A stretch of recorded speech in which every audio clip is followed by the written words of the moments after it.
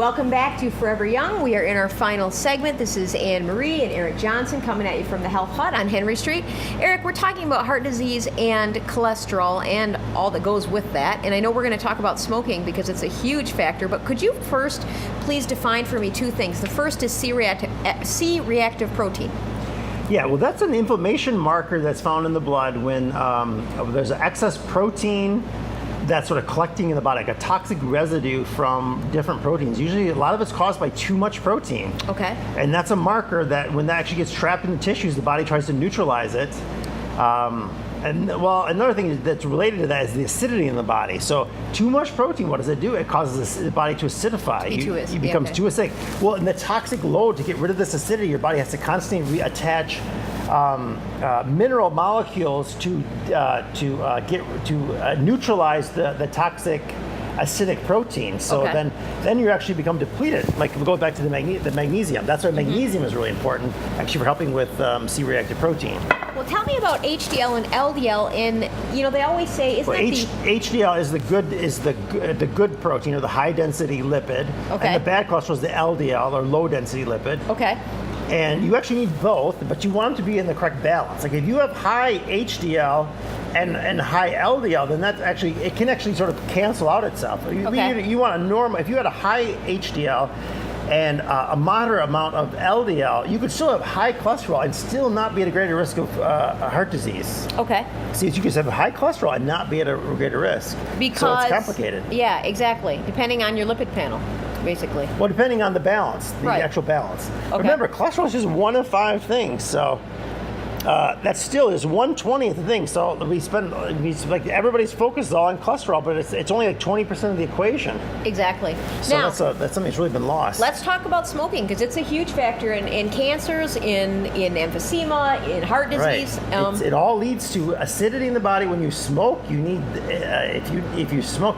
Well, smoking is so complicated because people when they smoke, they're not just smoking tobacco. If you read. Several years ago, the tobacco companies had to release all the flavoring and chemicals they sprayed on the tobacco. So when you're smoking, you're not just, unless you're smoking American Spirit or some just pure like organic tobacco, you're getting all kinds of other chemicals that are not talked about. I mean, there's all kinds of flavorings and stuff added to there, and other additives. So while smoking is bad because it makes the body acidic. Right. It creates a toxic overload for the body. You get toxemia. Toxemia leads to more C-reactive protein, more inflammation within the arteries. Okay. That's all bad. Bad is not just bad for the heart, it's bad for the arteries, it's bad for the lungs. When the building is on fire, you don't run into the building and you breathe deeply, you know what I mean? Exactly. You run away from it. So we need to run away from smoke in general. Not towards it, but away from it. Exactly. And I know there's a lot of reasons why people smoke,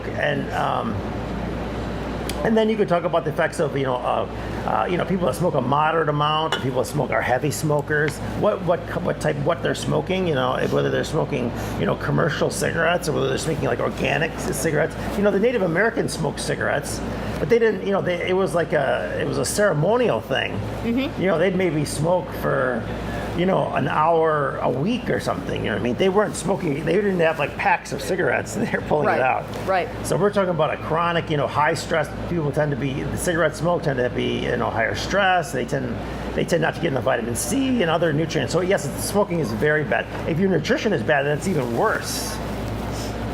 If you're not getting enough vitamin C and the phytonutrients that are heart protective and blood vessel protective, then smoking is infinitely worse than somebody who is getting those things. Now, nobody should smoke. I mean, that's just straight up. Yeah, you should not smoke. It's just not good in any way, really. Not good in any way. If you have to smoke, you should cut way back. And I was just getting I shouldn't even be saying this, but you should get a natural cigarette. You should get a natural tobacco. Right. With a filter and everything. Exactly. Now, so recapping basically. Until you're able to quit. To recap, because we are coming to the end of the program, basically there are natural alternative ways to work with heart disease. Well, I want to stress, let me just stress 2 things though for this whole segment. You only got 2 things to remember. Don't get too much saturated fat and protein.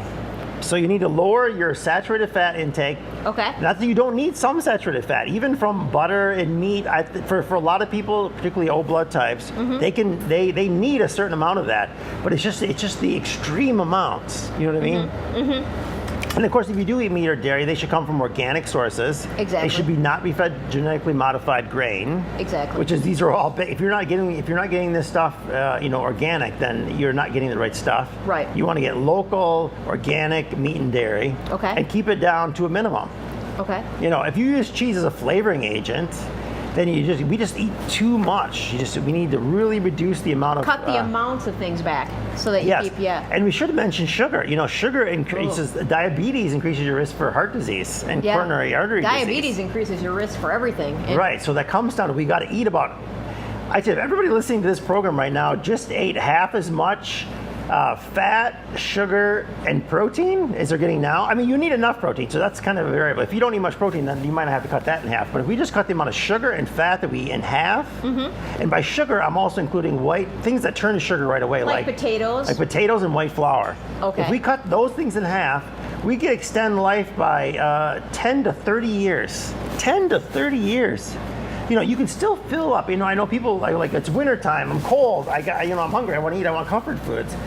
Well, instead of having, say, mashed potatoes, have mashed millets or have brown rice. like you do. You make rutabaga and cauliflower. Butternut squash. Squash. Oh, I love my squash. And now does squash have high fiber too? It's high fiber and it doesn't turn to sugar right away. And it's a comfort food. You can make it like a comfort food, and you can put a little bit of organic butter on there or coconut oil and get a saturated fat that's actually can be heart healthy and get your comfort food. So that's really important. Wonderful. Well, we have to close, and we'd like to thank you for being here with us, and join us again for Forever Young. Aren't we doing our next one on sugar?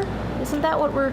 We sure could. Yeah, we'll do our next one on sugar, which is actually at the root of a lot of health issues. Right. Yeast, everything. So this is Ann and Eric Johnson saying good night or good afternoon, whichever time you're seeing this. We'll be back with more Forever Young next week.